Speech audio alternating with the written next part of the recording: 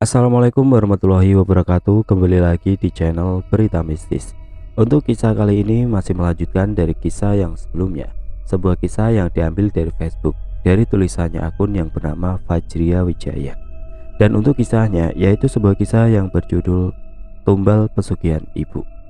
Sebelum kita masuk ke ceritanya, tekan dulu tombol like video ini dan jangan lupa tekan juga tombol subscribe channel ini dan nyalakan juga lonceng notifikasinya agar tidak ketinggalan cerita-cerita baru dari channel ini. Dan bagi teman-teman yang ingin membaca langsung ceritanya, nanti silakan saja kunjungi linknya yang nanti akan saya sertakan di kolom deskripsi. Dan seperti apa untuk kelanjutan kisah ini? Langsung saja kita simak berikut ini.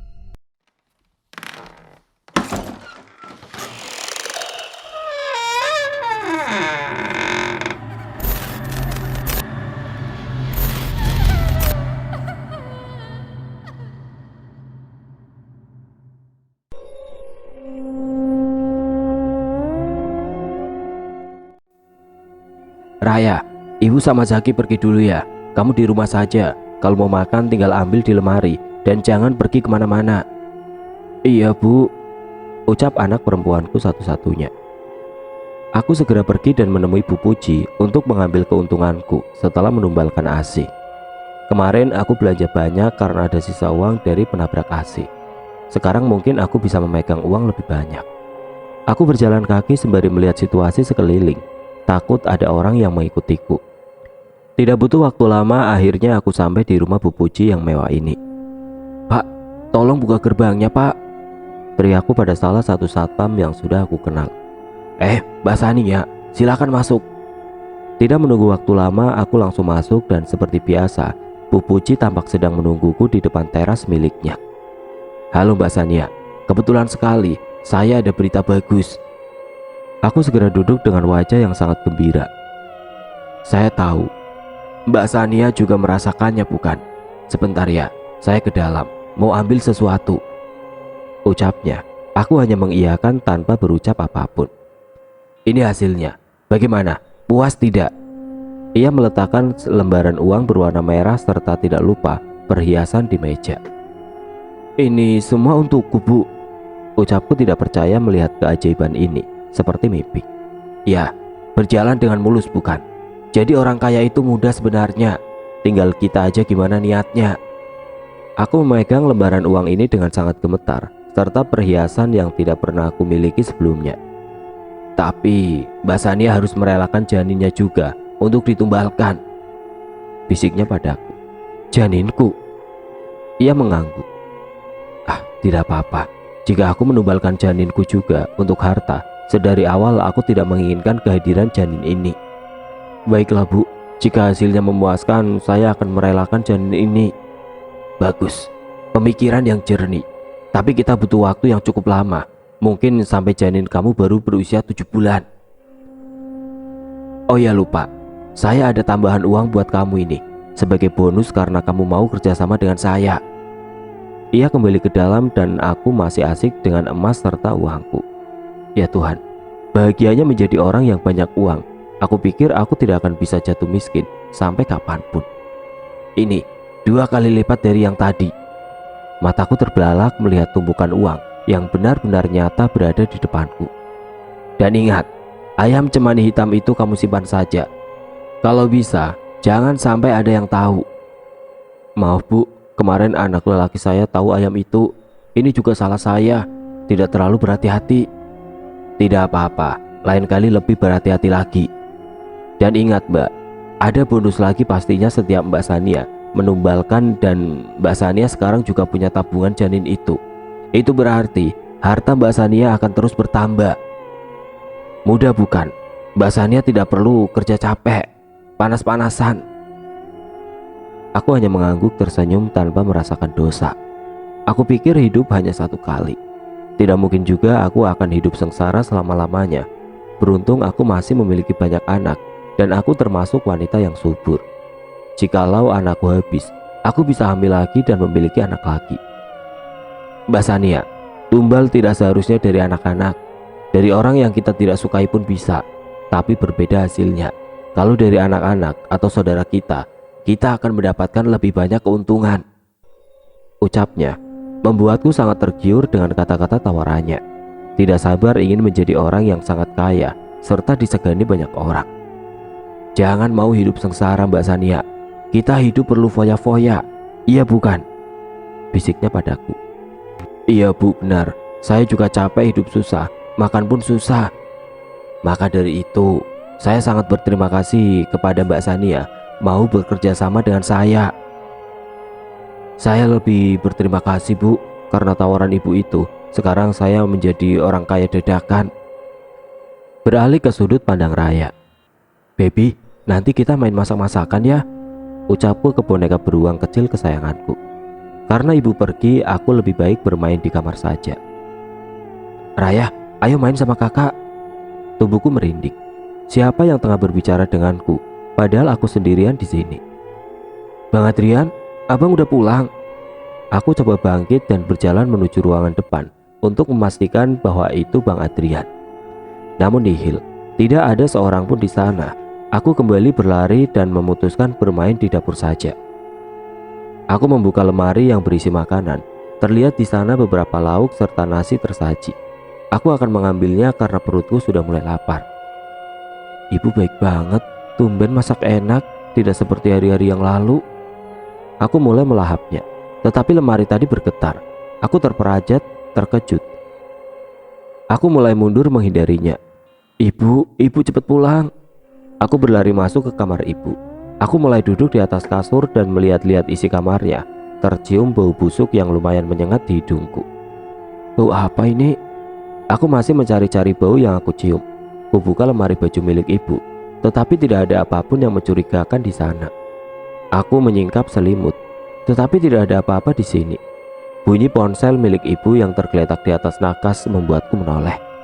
Aku buru-buru mengangkat ponsel milik ibu. Melihat dari nama kontaknya, aku belum bisa terlalu membaca, tapi aku yakin ini telepon dari bapak. Sania, aku sudah bekerja hari ini. Bagaimana kabar anak-anak? Ucap pria ini. Benar sekali, dia bapak.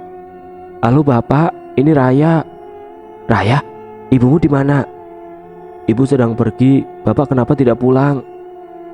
Bapak kan harus bekerja Raya, nanti bapak akan pulang. Bagaimana kabar kakak-kakakmu? Bapak tidak tahu, Kak Asi sudah mati. Apa? Maksud kamu meninggal? Kenapa ibu tidak memberitahu bapak? Kak Asi itu... Belum selesai aku berbicara, sambungan telepon dari bapak putus. Aku tidak tahu harus berbuat apa lagi. Sekarang beralih ke sudut pandang Adrian. Beruntung hari ini aku pulang lebih awal, gumamku sembari membuka pintu rumahku. Raya, abang pulang. Namun tidak ada sautan dari Raya. Aku takut dia pergi. Raya, aku segera menuju kamarku, tetapi tidak ada Raya di dalam. Di mana dia? Atau di kamar ibu? Raya, kamu di kamar ibu? Pintu kamar terbuka. Bang, udah pulang? Tanya Raya dengan polosnya. Iya, bang baru pulang. Kamu ngapain di sini?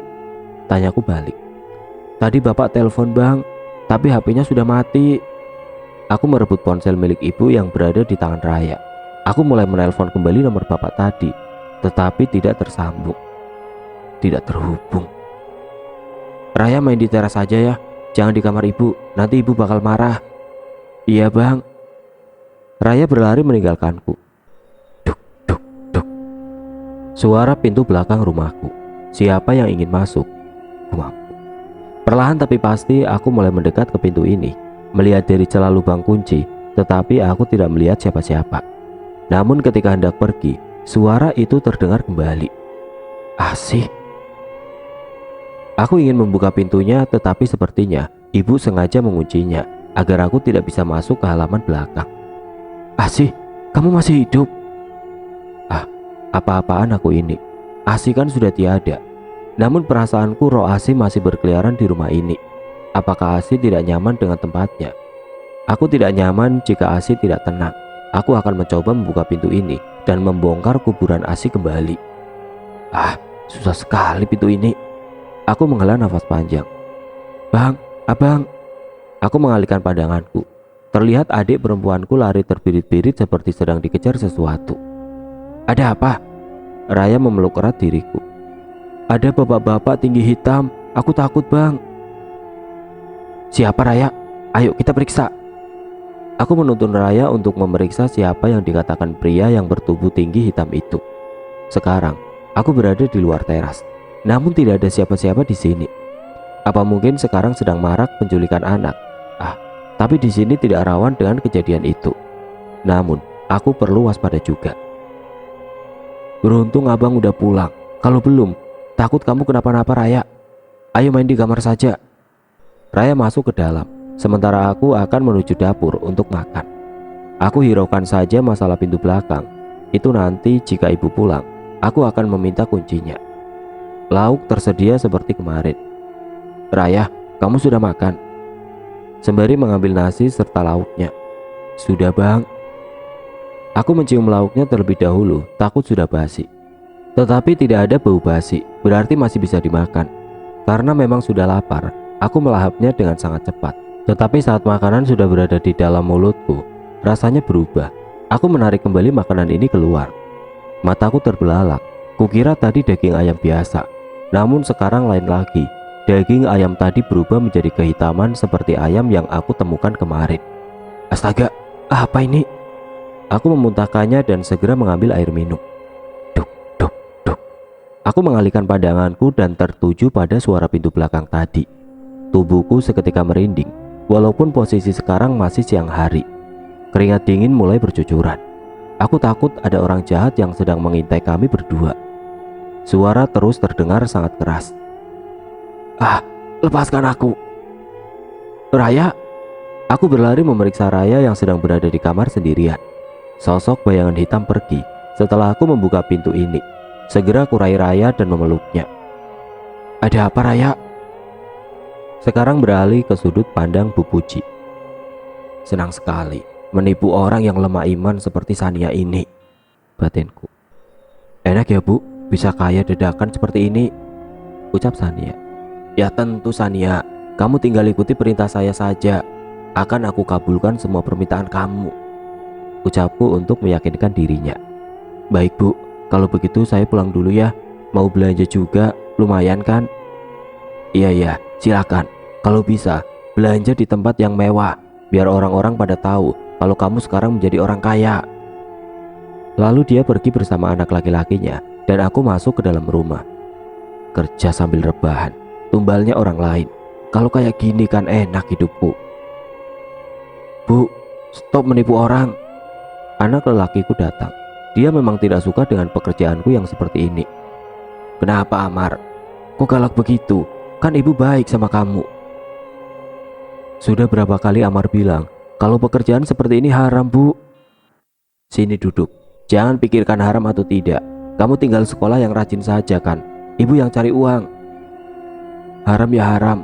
Jangan menghalalkan yang haram, Bu. Dia semakin membantah ucapanku. Hei Amar, beruntung kamu tidak ibu tumbalkan untuk kekayaan ibu sekarang. Beruntung kamu dulu ikut ibu, tidak ikut dengan ayahmu. Dan ingat ya Amar, ayahmu dulu selingkuh dari ibu. Dia membawa semua adik-adikmu dan hanya kamu saja yang mau ikut dengan ibu. Karena itu, ibu tidak mau menumbalkan kamu juga. Aku pergi meninggalkan Amar sendiri dengan raut wajah yang amat masam. Kalau saja aku tidak sayang Amar, mungkin sudah aku tumbalkan dari dulu. Tapi sekarang aku tidak punya siapa-siapa kecuali Amar. Apa? Sendiri? Kamu masih punya diriku, Puji. Aku mencoba mencari suara itu, seperti tidak asing di telingaku. Tuan, sosok tadi jin yang membantuku, tetapi dia tidak ingin menampakkan sosoknya. Ya, ingat selalu diriku, Puji. Aku yang telah memberi harta padamu. Jangan lalai padaku. Baik Tuan, maafkan aku. Sebenarnya ada perasaan takut kepada sosok jin ini. Karena sekarang aku seorang janda, aku takut sekali disetubuhi olehnya. Bagaimana dengan mangsaku, Puji? Apakah dia senang dengan pemberianku? Sangat senang, Tuan. Dia juga merelakan janinnya untuk ditumbalkan. Tapi butuh beberapa bulan lagi, Tuan. Itu sangat lama, Puji.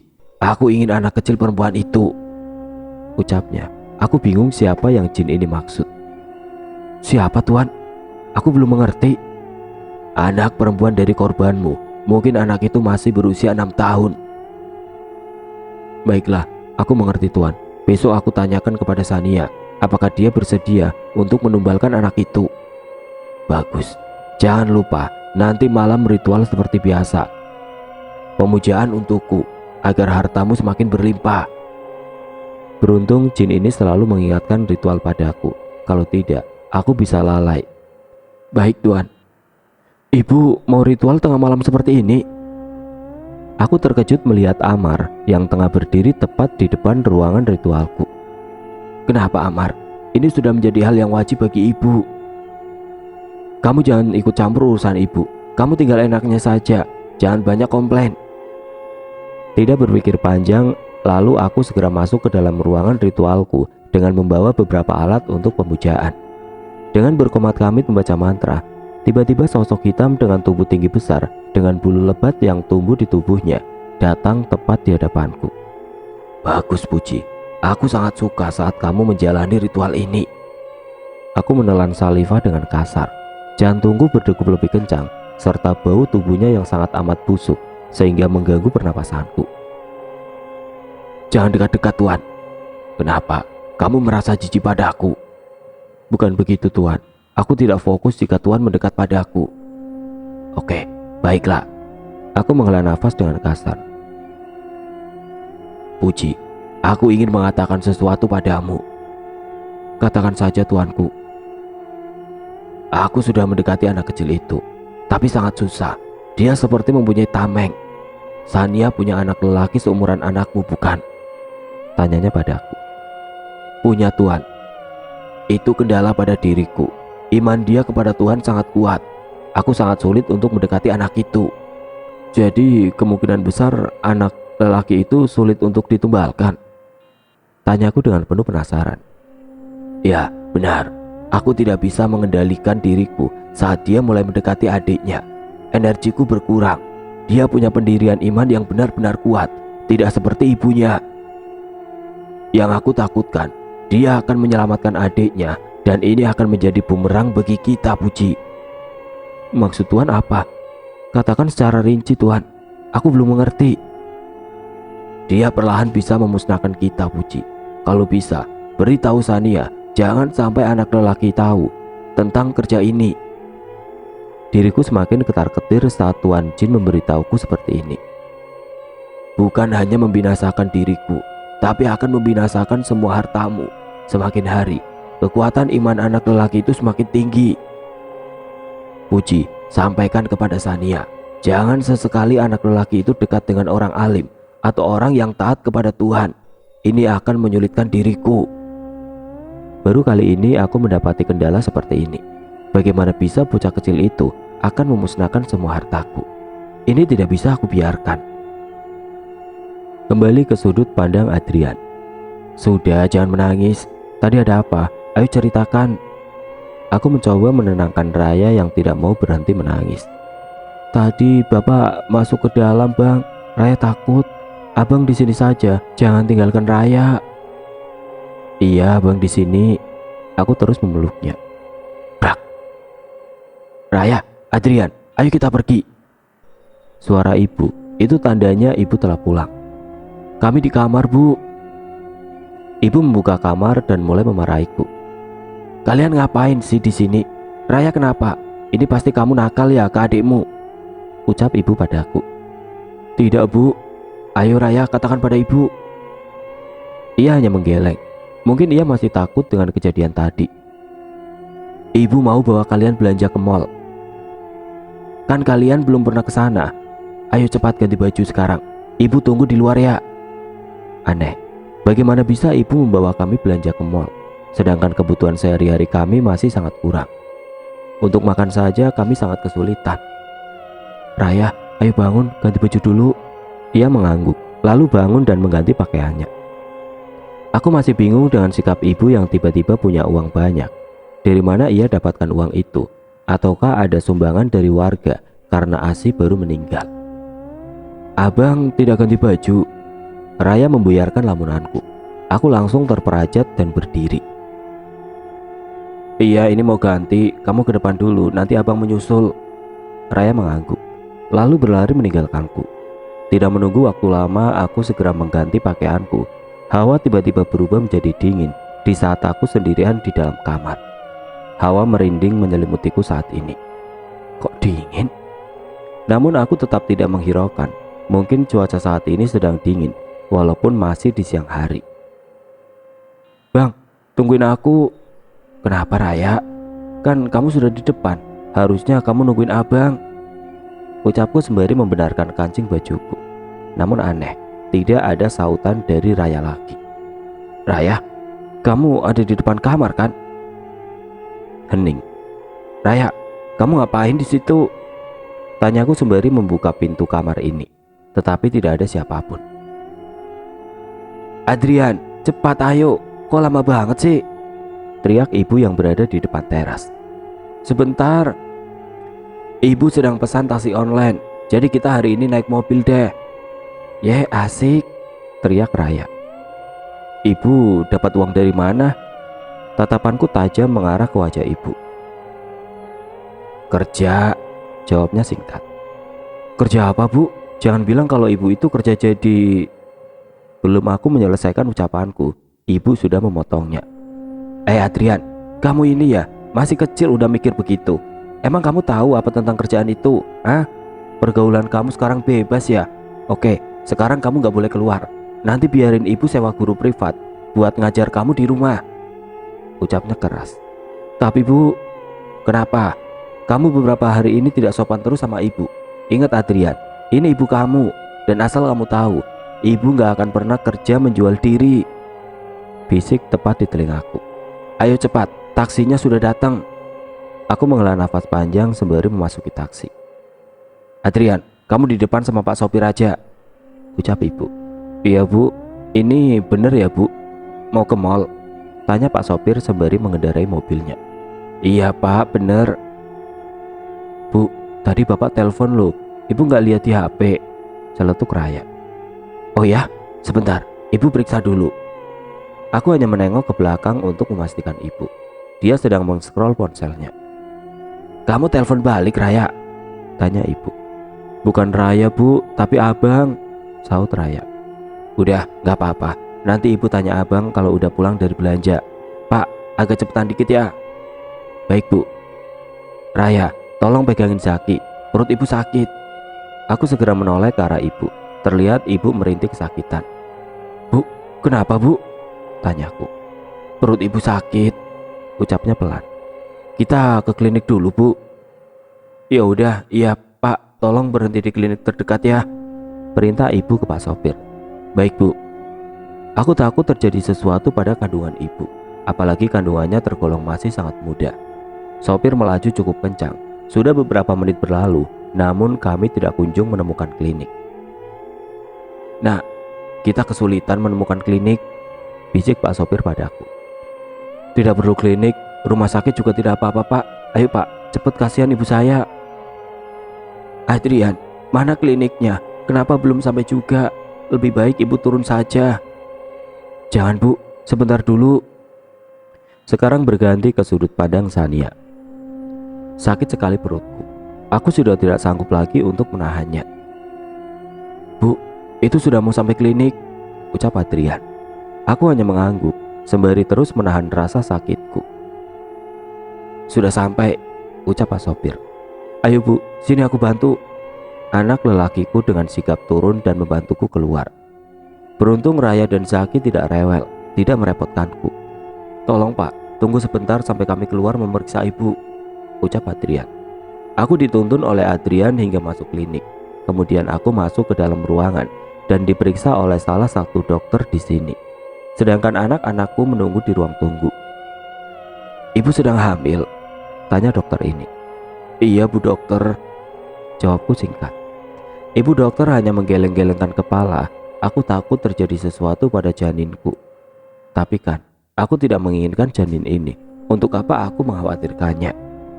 Ibu bisa duduk. Aku mulai bangkit dan duduk di sebuah kursi tepat di depan ibu dokter ini. Kandungan ibu sangat muda sekali, masih berusia 2 bulan. Lebih baik ibu jangan stres dan terlalu lelah, ucap dokter. Kembali ke sudut pandang Adrian. "Ah, Mas Bahar telepon lagi," gumam ibu. "Bapak telepon, Bu?" tanyaku. "Iya." Ibu tampak mengangkat telepon bapak. "Halo, ada apa, Mas?"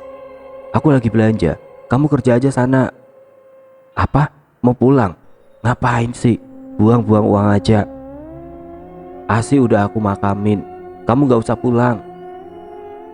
"Asi kecelakaan, kepalanya bocor dan akhirnya meninggal. Udahlah, kamu doain aja dari sana." "Ya udah, nanti kalau aku hamil 5 bulan kamu pulang aja. Kalau sekarang gak usah dulu." "Aku belanja pakai uang aku sendiri, Mas. Kenapa sih? Kamu itu sama aja kayak Adrian." "Udahlah, Mas, di sini rame, diliatin orang kan malu. Nanti telepon lagi." Itulah celotehan ibu selama bertelepon dengan bapak. "Bapak pulang, Bu." Kulihat ibu masih sibuk dengan ponselnya. "Enggak, ibu larang bapak pulang. Lagian baru beberapa hari di sana, masa udah pulang aja." "Pesanannya ya, silakan dinikmati." Pelayan datang membawa pesanan kita. "Terima kasih, Mbak," ucap ibu. Aku mengambil satu porsi yang memang sudah disediakan. "Enak, Bu," ucap Raya. Aku baru mau menyuap nasi dengan ayamnya, namun bau dari ayam ini tampak lain. "Ini ayam basi, Bu," tanyaku berbisik. "Apa? Mana ada restoran sebagus ini ada ayam basi?" "Sudahlah Adrian, ayo dimakan." Namun selera makanku seketika berkurang. Aku tidak mengerti apa yang terjadi pada diriku. "Aku tidak mau makan, Bu." "Ya udah, nanti minta dibungkus saja." Akhirnya aku tidak makan apapun. Aku hanya melihat ibu beserta adik-adikku makan. Entah mengapa mereka sangat lahap menyantap hidangan ini. Namun menurutku, makanan ini tidak sedap seperti makanan basi. "Kasihan tuh Bang Adrian, gak mau makan, padahal kan enak," bisik ibu pada Raya. Raya hanya mengangguk sembari terus mengunyah. Aku hanya bisa menahan rasa laparku. "Bu, jangan lama-lama." "Kenapa sih? Salah sendiri gak mau makan." Aku menghela nafas dengan kasar. "Asih, asih," gumamku. "Kenapa melamun?" tanya ibu padaku. Aku menggeleng. Kenapa hatiku serasa tidak nyaman dengan ibu yang berubah tiba-tiba seperti ini? Atau hanya perasaanku saja? "Ah, enak ya, ibu udah kenyang. Ayo pulang, nanti kita minta bungkus juga buat dibawa pulang." Aku bergegas bangkit dan menyusul ibu yang sudah berjalan lebih dulu. "Mbak, saya mau bungkus. Sayang, ini gak dimakan sama anak saya," ungkap ibu. "Kenapa tidak dimakan? Tidak enak ya?" tanya salah satu pelayan di sini. "Bukan, Mbak. Dia emang gitu, rada susah makannya." Pelayan ini hanya mengangguk sembari membungkus makanan kami. "Ini totalnya ya, Bu?" Ibu merogoh tasnya. Aku melihat sedikit. Ternyata memang benar, ibu membawa banyak uang lembaran berwarna merah. "Ini, makasih Mbak. Kami pulang menggunakan taksi online seperti sebelum berangkat tadi." "Ibu tidak apa-apa?" tanyaku saat baru memasuki mobil. "Kenapa bertanya begitu?" jawab ibu sinis. "Tadi kan perut ibu sakit, takutnya sakit lagi." Ia hanya menggeleng. Lalu kami segera pulang. Tidak ada pembicaraan apapun saat perjalanan. Raya dan Saki terlelap dalam pangkuan ibu. "Habis kemana, Dek? Kayaknya ibunya capek banget tuh," tanya sopir taksi ini padaku. "Kami habis belanja sama makan di restoran, Pak." "Enak dong, Dek. Bapaknya gak ikut?" Aku menggeleng. "Tidak, Pak. Bapak saya sedang kerja di luar kota." "Kerja apa, Dek? Belanja sebanyak itu? Pasti kamu orang kaya ya?" Alisku mengkerut mendengar ucapan bapak ini. "Bapak ada-ada saja. Bapak nggak lagi bercanda loh, Dek." Aku menggeleng. "Kami dari keluarga biasa saja, Pak. Bapak juga kerja jadi buruh biasa." Bapak ini hanya mengangguk, lalu melanjutkan menyetir mobilnya. "Itu rumahnya di depan ya?" "Iya, Pak. Maju sedikit lagi." Bu, ayo bangun, kita sudah sampai." Aku mencoba membangunkan ibu beserta adik-adikku yang masih terlelap. "Apa? Sudah sampai? Raya, ayo turun, ayo bangun." Raya mulai turun dengan raut wajah yang masih sangat lelah. "Sini Raya, kamu mau abang gendong?" Ia mengangguk. "Ini Pak ongkosnya, makasih ya." ucap ibu pada sopir ini. Aduh capek. Adrian, tolong nanti beresin semuanya ya. Itu ayamnya masukin lemari. Kalau kamu mau makan, ya dimakan aja. Ibu mau tidur dulu. Aku hanya mengangguk, lalu membawa Raya ke dalam untuk ditidurkan di tempat tidur. Aku kembali untuk memberesi semua hasil belanjaan tadi. Ibu belanja sebanyak ini untuk apa? Aku mulai membuka ayam tadi yang sengaja dibungkus untukku. Astaga, ini apa? Ibu beli ayam mentah. Aku mengetuk pintu kamarnya dengan amat keras. Ya ampun Adrian, baru saja mau mimpi. Ada apa sih? Ibu beli ayam mentah, kok udah basi? Tanyaku penuh dengan keheranan. Ayam mentah? Ibu gak beli ayam mentah Adrian. Kan kamu tahu sendiri, ibu beli makanan buat kamu. Ayam yang tadi kita makan di restoran. Tapi Bu, aku menggandeng tangannya dan mulai berjalan ke dapur. Lihatlah. Bau banget. Buang Adrian. Kok bisa jadi ayam mentah busuk begini? Cepat buang ke halaman belakang. Aku segera membawa menuju pintu belakang. Tetapi aku masih ingat pintu ini masih terkunci rapat. Pintu ini terkunci Bu. Mana kuncinya? Sebentar. Ibu masuk kamar dengan mengambil kuncinya. Ini, buang cepat. Tidak berpikir panjang, aku langsung membuangnya. Mataku terbelalak melihat kuburan ASI yang sudah berantakan seperti sudah dikorek-korek oleh hewan. Astaga, ASI. Aku melempar bangkai ini jauh-jauh dan mulai mendekat ke makam ASI. Astaga, mengapa bisa begini? Aku mencoba menata kembali semua. Ini semua gara-gara ibu. Tega menguburkan ASI dengan tidak layak. Maafkan abang ASI. Abang tidak bisa berbuat apa-apa lagi. Kalaupun mau dipindahkan kemana? Aku terus membereskan dan memperbaikinya. Burung gagak berterbaran tepat di atasku, membuat suasana menjadi sangat berisik. Hei burung, pergilah, jangan di sini. Kicauanmu sangat berisik. Alih-alih pergi malah datanglah rombongan burung gagak lainnya. Apa mereka yang mengorek-ngorek makam ASI? Gumamku dalam hati. Aku bangkit dan berdiri, lalu masuk rumah, memberitahu ibu. Bu, ibu sudah tidur. Ibu menghela nafas dengan kasar dan menatapku dengan tatapan yang sinis. Ada apa lagi? Makam ASI dikorek-korek burung Bu, ucapku perlahan. Ah, kok bisa? Mana sini? Ibu lihat. Astaga, kalau begini jasad ASI bisa habis dimakan burung itu, ucap ibu.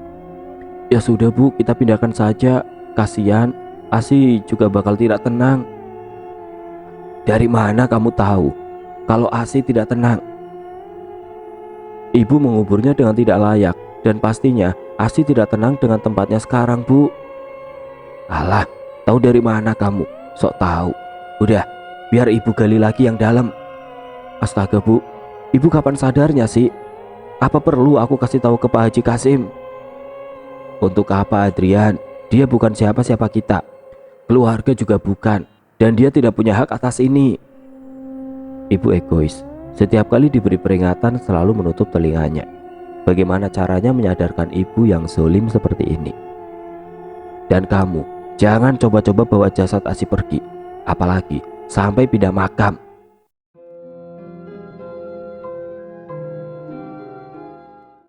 Oke teman-teman, sampai di sini dulu ceritanya. Nantikan kelanjutan kisah ini di video berikutnya.